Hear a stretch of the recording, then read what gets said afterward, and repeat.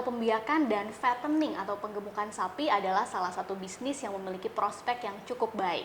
Nah, tapi dalam menjalankan bisnisnya tentu ada beberapa faktor yang mempengaruhi keberhasilannya. Salah satunya adalah aspek kesejahteraan hewan. Seberapa penting sih sebetulnya aspek kesejahteraan hewan ini dan apa saja yang harus dilakukan para peternak untuk bisa memastikan kesejahteraan ternak-ternaknya? Langsung saja kita bahas kali ini dalam program AgriTalk segmen Conversation bersama dengan Dr. Hewan Rizan Kuspahrudin, Supervisor Kesehatan Hewan PT Pasir Tengah yang sudah ada di samping saya. Halo Dr. Rizan, apa kabar? Halo, alhamdulillah baik-baik saja. Iya, Dr. Rizan. Sehat selalu lah. Sehat, amin. Nah, Dr. Rizan, kan kemarin kita baru saja merayakan International Animal Rights Day ya, yang jatuh pada tanggal 10 Desember itu untuk mengingatkan kita kembali bahwa ada hak asasi hewan nih atau kesejahteraan hewan yang sangat penting gitu ya, termasuk juga di bisnis peternakan. Tapi mungkin sobat WMPP nih masih banyak yang belum tahu apa sih itu aspek kesejahteraan hewan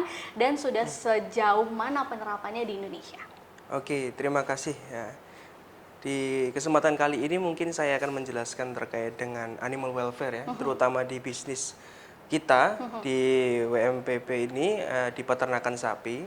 Itu pada dasarnya kesejahteraan hewan itu di mana semua kebutuhan alamiah dari hewan tersebut atau ternak tersebut terpenuhi, sehingga menimbulkan rasa nyaman, aman dan senang seperti dia hidup di habitat aslinya, sehingga memberikan hasil yang terbaik sesuai dengan bagaimana kita berikan. Seperti itu sih Mbak, kalau terkait dengan animal welfare. Ada apa aja sih poin-poinnya, Dr. Rizan? Kalau poin-poinnya yang pasti di dalam kebebasan ataukah animal welfare kesejahteraan hewan, yang pertama adalah kebebasan dia dari rasa haus dan lapar. Terus kemudian yang kedua adalah bebas dari rasa ketidaknyamanan, bebas untuk mengekspresikan tingkah lakunya. Terus kemudian bebas dari rasa takut atau ketakutan dan stres. Yang kelima adalah bebas dari rasa sakit, luka, cedera dan semacamnya. Sehingga pada dasarnya 5 kebebasan tersebutlah yang mendasari dari teknis-teknis operasional di dalam peternakan kami di PT Pasir Tengah di Cianjur.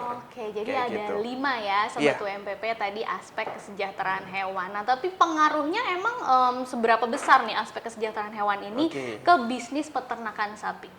Yang pertama terkait dengan benefitnya ketika menerapkan animal welfare, yang pertama yaitu adalah terkait pekerjanya.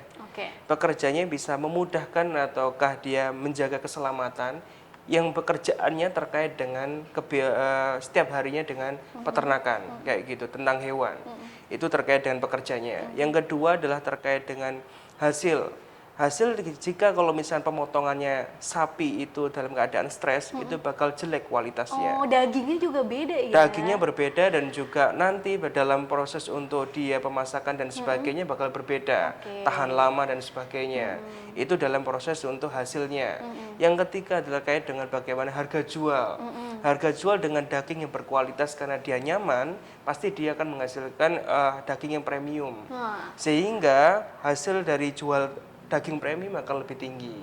Seperti kita tahu sendiri pada sapi Wagyu ya, dengan treatment yang berbeda bahwa dia animal welfare sesuai dengan habitat aslinya, dia bakal menghasilkan daging premium dengan harga yang mahal. Itulah prinsip dasar bagaimana animal welfare itu sangat penting di bisnis peternakan, khususnya adalah peternakan sapi yang ada di PT Pasir Tengah. Jadi tadi ada 2 manfaat ke manusianya plus ke hewannya juga gitu ya. Apalagi kalau kita ngomongin bisnis, ngomongin profit atau cuan, ini juga sangat berpengaruh ternyata tadi ke harga jualnya ya. Betul sekali itu. Jadi sampai nanti ke konsumennya itu juga sangat dipengaruhi oleh kesejahteraan hewan atau kenyamanan hewan. Nah, kalau di sektor peternakan di Indonesia nih, kan masih didominasi sama peternak-peternak kecil. Kira-kira mereka tuh udah pada paham belum sih dengan aspek kesejahteraan hewan ini? Terutama di Indonesia sendiri ya, masih banyak dengan sistem konvensional. Tapi pada dasarnya dari aspek kesejahteraan hewan, mereka sudah menerapkan dari 5 kebebasan yang saya sebutkan tadi. Tapi mungkin satu ada yang kurang optimal terkait dengan mengekspresikan tingkah lakunya untuk kebebasan tersebut. Karena dengan tradisional mereka masih dalam sistem keluh metode keluh tadi terhadap sapinya. Keluh tuh gimana maksudnya? Maksudnya ada terkait keluh adalah pakai tali di hidungnya. Oh iya. Sehingga kalau misalkan mengekspresikan tingkah lakunya kurang bisa optimal. Oke. Tapi ini juga nanti ditunjang dengan fasilitas yang lain. Tapi pada dasarnya peternakan di Indonesia sudah menerapkan dari kebebasan-kebebasan terkait dengan kesejahteraan hewan maupun ternak. Oke. Bahkan kalau misalkan di peternakan rakyat ada beberapa peternak yang menganggap sapinya atau ternaknya itu sebagai keluarga sendiri. Iya. Bahkan ditempatkan dengan kamar sendiri dibandingkan dengan anaknya. Begitulah. Malah lebih eksklusif. Betul sekali. Kandang sapi ya daripada kamar anak. Ya, itu menjadi aset hidup yang berharga bagi peternak ya. Kalau dulu mungkin investasi dalam bentuk ternak, belum tahu bagaimana saham dan sebagainya, maupun emas dan sebagainya. Tapi mereka menganggap bahwa selain daripada aset hidup yang berharga, sapi tersebut juga sebagai salah satu keluarganya, sehingga mendasari dari kualitas peternak-peternak kita dengan sapinya itu bisa bagus. Cuma yang di masalah adalah terkait dengan kurang optimal terkait dengan mengekspresikan tingkah laku saja. Iya, masih jadi PR ya. Betul. Yang perlu diimprove lagi ke depannya gitu buat para peternak. Jadi sama kayak ngerawat anaknya nih ya, ngerawat ternaknya. Ya, kurang lebih sama ya, tapi mungkin beda spesies saja. Iya benar. Jadi udah ada pemahaman tentang kesejahteraan hewan tadi, hanya tinggal ditingkatkan lagi gitu ya. Nah sekarang kita masuk lebih spesifik lagi nih dokter ke bisnis ternak sapi ini kan ada dua ya umumnya, yang breeding atau pembiakan sama fattening atau penggemukan. Ini bedanya apa sih sebenarnya? Oke, yang pertama kita tahu bahwa di PT Pasir Tengah bisa ada dua juga, di fattening maupun breeding seperti Kak Eksis tadi bicarakan. Yang pertama terkait dengan breeding di tempat kita adalah pembibitan untuk menghasilkan kualitas yang baik, untuk memperbanyak populasi yang ada di tempat kita, kayak gitu, maupun di peternakan-peternakan lain. Itu adalah pada dasarnya breeding untuk pembibitan, untuk memperbanyak populasi. Kalau fattening adalah pada dasarnya adalah untuk penambahan berat badan atau penambahan massa otot di dalam daging sapi tersebut untuk menjadikan dia pertumbuhan bobot badan harian. Seperti itu. Jadi lebih gemuk lagi gitu ya. Dengan pemberian nutrien maupun pakan yang sesuai dengan kadarnya, sehingga mereka pada dasarnya punya target di penggemukan. Jadi seperti yang kita terapkan di Pasir Tengah. Di Pasir Tengah kalau breeding itu dipeliharanya mungkin dari kecil gitu ya? Dari mulai indukan. Terus kemudian dia bunting. Terus kemudian dia lahir kayak gitu. Nah secara umum nih baik di bisnis breeding ataupun fattening itu apa aja sih yang harus diperhatikan dalam manajemen kesejahteraan hewan tadi? Seperti saya bilang tadi ya, itu adalah tetap bagaimana aspek dari 5 tadi, kebebasan dari rasa haus dan lapar, bebas dari rasa ketidaknyamanan, bebas dari rasa sakit, luka dan trauma fisik dan yang lain. Terus kemudian habis itu bebas dari terkait dengan mengekspresikan tingkah laku, terus kemudian rasa takut dan stres kayak gitu, itu yang paling penting.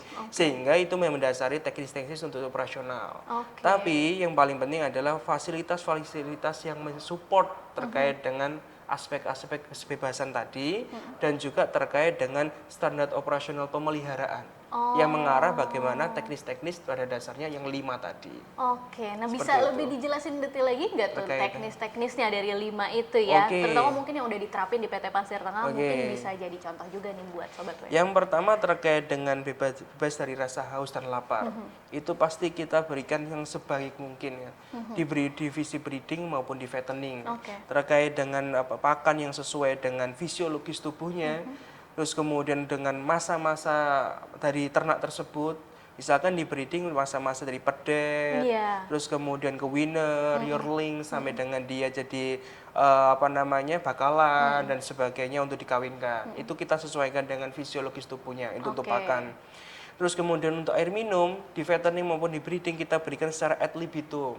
Ad libitum itu adalah secara terus menerus.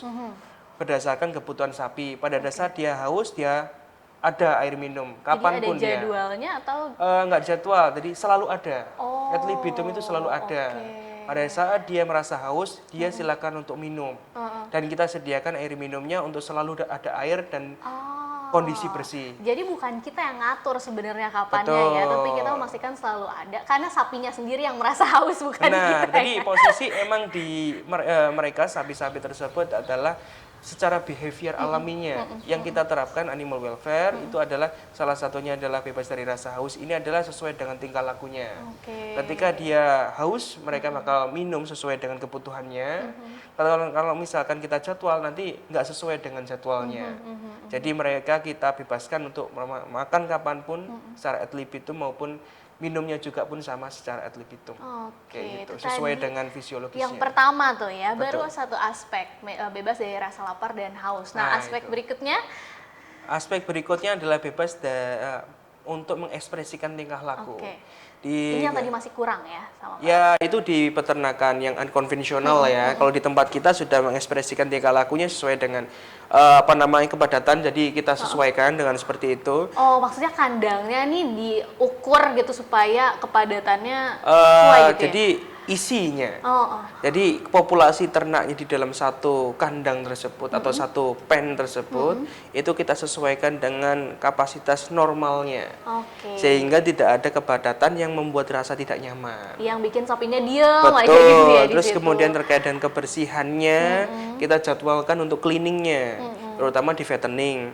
Yang jadi tantangan ke depannya itu adalah bagaimana untuk menjaga tetap selalu bersih ya, supaya aspek kenyamanan tetap terjaga seperti itu. Oke, jadi dibuat supaya sapinya tuh tetap bisa beraktivitas seperti di alam sesungguhnya gitu ya, walaupun di dalam kandang ya. Betul, sesuai dengan habitatnya. Sesuai dengan habitat. Biosecurity jangan didiskusikan terkait dengan peternakan besar. Iya. Tapi bagaimana di situ kita berikan pencegahan semudah mungkin, sesimpel mungkin. Seperti contoh bahwa peternakan yang ada di peternak kecil ya, contoh di Jawa Timur atau di Jawa Tengah gitu, itu bisa menyemprotkan dengan alat sederhana sprayer.